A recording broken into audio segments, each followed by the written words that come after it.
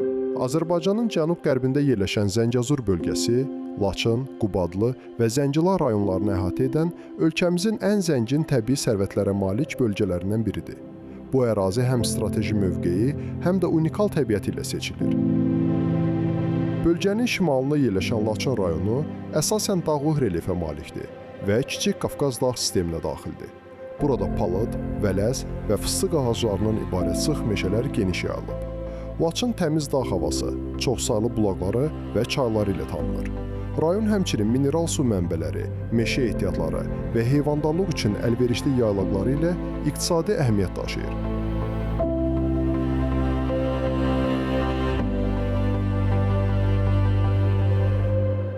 Qubadlı. Laçının cənubunda yerləşən Qubadlı rayonu dağlıq və dağ ətəyi relyefi ilə seçilir.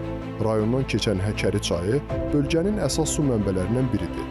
Qubadlının münbit torpaqları kənd təsərrüfatı üçün əlverişlidir. Ərazi əkinçilik, heyvandarlıq və otlaq sahələri baxımından böyük potensiala malikdir.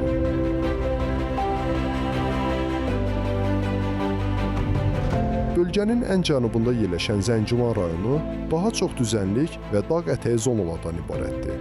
İqlimi digər rayonlarla müqayisədə daha isti və mülayimdir. Burada Azərbaycanın ən nadir təbiət abidələrindən biri Bəsitçay Dövlət Təbiət Qoruğu yerləşir. Bu qoruq dünyada nadir rast gəlinən çınar meşələri ilə məşhurdur. Zəngilan münbit torpaqları, su ehtiyatları və kənd təsərrüfatı imkanları ilə xüsusi əhəmiyyət daşıyır. Bölgə zəngin fauna və flora müxtəlifliyi ilə seçilir. Burada canavar, tülkü, çaqqal, ayı, vaşaq, dağ keçisi və müxtəlif quş növləri yaşayır. Bitki örtüyündə isə palıd, çınar, vələs, fıstıq və subtropik bitkilər üstünlük təşkil edir.